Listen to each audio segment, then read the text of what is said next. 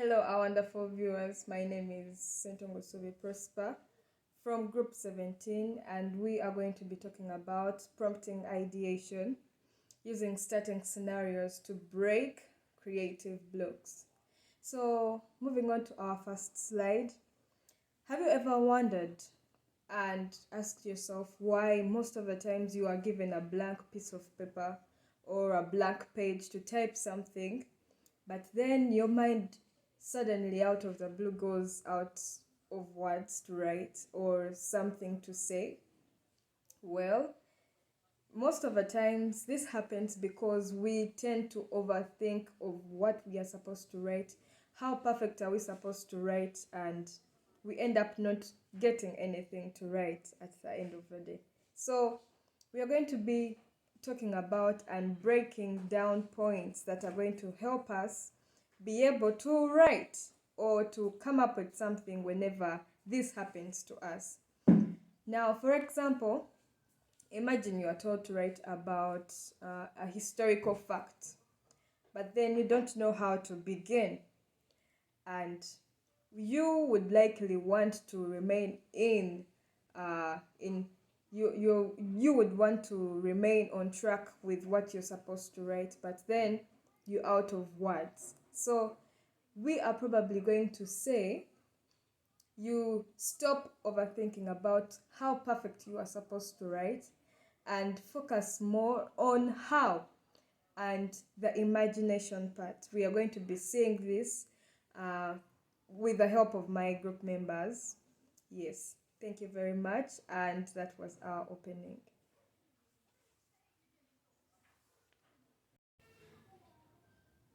So moving on to our next slide, I'm going to be talking about our introduction to our new material. And basically, I'll be explaining three major points that are going to help us break our creative blocks. These are the three major triggers. They are the three major creative triggers that are going to help us create scenarios that will break our creative blocks.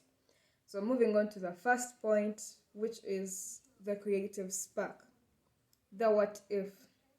The what if makes us imagine, and it pitches a radical thought to our minds or our brains that something might happen. For example, if I say, what if college was meant to be taken under the water? So you would think about that particular thought, and it would drive you to think even more on how it would be if all college students were supposed to take their lessons or their classes underwater. Moving on to our next point, the second trigger, our second creative trigger, which is the action spark. For example, if I said, what if you wake up one day and aliens were in your house? What would you do? So the first thing you would think about is the action. The action, what you're supposed to do next if you perhaps found aliens in your house. So when you're writing, you definitely think about the action that you're going to do next if you found out that aliens were really in your house. And our last trigger, our last creative trigger is the perspective spark. Well, this does not only help us see what the problem is, but it makes us look at the problem in an uninhibited lens. For example, if we were still talking about the aliens coming into your house, what would you do? So instead of looking at that as a problem, you see it as a fresh, complete, unlimited thing. For example, what would you do next? What would you do to solve that problem if perhaps it happens to you? So all these triggers help us to build our scenarios in our thoughts or our brain so that we can come up with a creative way of writing and not just being perfect at what we are supposed to write or what we are supposed to type, If this happens, this is what we are supposed to follow. We are supposed to follow the 3 creative triggers that help us create scenarios that can enable us to break our creative blocks. Thank you very much. My name is Alinda Lucy. Thank you, Prosipa, for your introduction part of new material. I'm going to introduce to you slide 4, which is guided practice. Class activity. Slide title, it is a guided practice. Try it now. Slide text. You are writing an email or story. Pick one scenario below. Option A, the what if part. What if college classes were legally required to be held entirely underwater? Then option B, you wake up in the morning, you look at the clock and realize that your final exam started 5 minutes ago. Write the opening sentence of your morning. Then to the rule, you have 60 seconds. Do not think, just start writing. Speaker notes. Now, instead of telling you how this works, we are going to do a quick 60-second guided practice with the whole class. Look at the screen and choose either option A or option B. I'm setting a timer on my phone for 1 minute. Grab a piece of paper, a notebook, or open a blank tab. Do not try to make it perfect. Just start writing the very first thing that pops into your head. Read, then go. Wait 60 seconds. Ask 1 or 2 classmates what they wrote to show how quickly they are broke down. Alright, hello guys.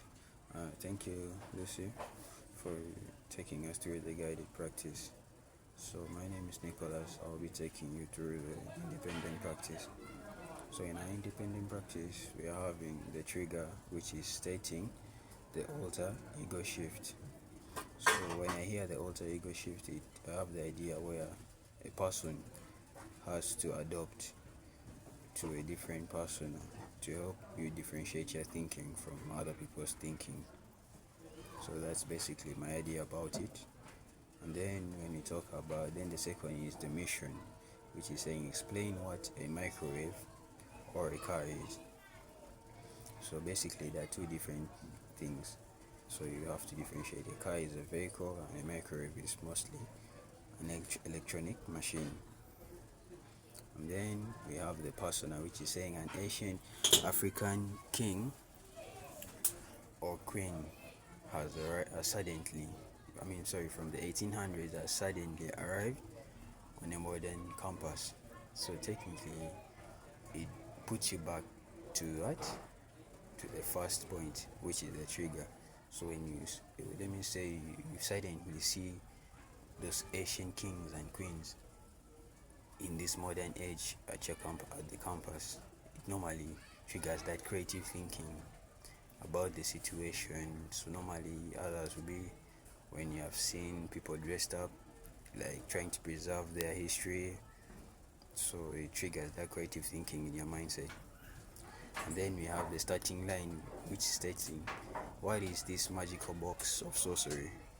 So you place cold meat inside and then that. So technically the purpose of this is to break our creative thinking blocks.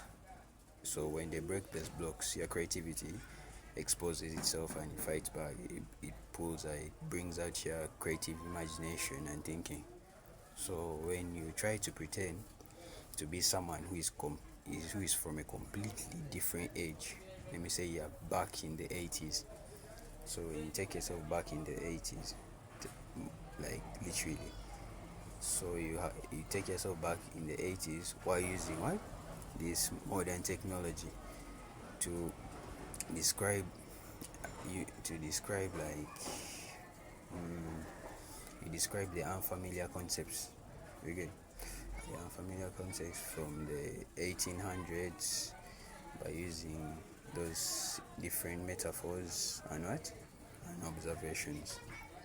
So, taking us back to the second point, where they say we explain what a microwave or a car is. So, technically, a microwave is like a metallic box which uses invisible heat energy for warming food without what? Using fire or smoke.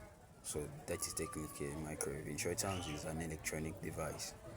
Then a car is a metallic carriage that does not use horses. You remember back then in the 80s there were carriages that use horses, but a car is a metallic carriage that doesn't use a horse, but only depends on what? The instructions given by the driver. So when the driver turns on a car, automatically it's like a command for it to activate itself to begin movement. So when the driver engages the gear, the car automatically moves without the use of any other animal like a horse, oxes, something like that. So generally, the key idea from this prompting ideation is to break that creative thinking block that we normally have that blocks our imagination. So when it's blocked, it opens rooms for role play, for opening room for what? Role play, and then unusual starting starting scenarios that can stimulate our imagination and generate a fresh creative thinking or yeah, basically like that. Thank you. Right, friends, thank you so much. You have been such a wonderful class. Thank you, Emma. Thank you, Prosper. Thank you, Lucy. And thank you, Nicholas. Now, friends, we have come to the closure of our wonderful lesson. But before you leave, these are the three major key points to take. One is action is greater than perfection. Two, the goal is momentum, not the flores first draft. And lastly is stop thinking, start reacting. Now, in this case, this is what I mean.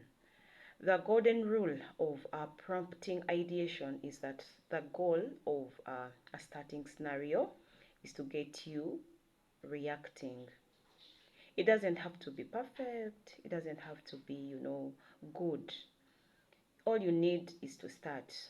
Allow yourself to start badly, and eventually you will finish brilliantly. Thank you so much once again. Now I can say that yes, we have ended our wonderful lesson. Enjoy the rest of the day. May God bless you. Bye bye.